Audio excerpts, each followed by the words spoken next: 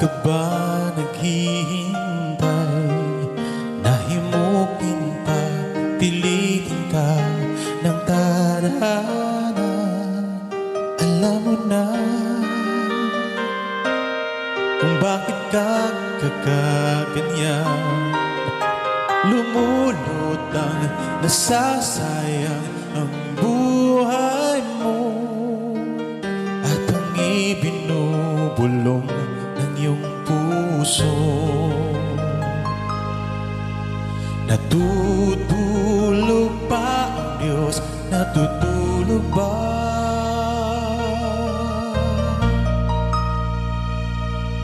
At ikaw ay kaagad sumusuko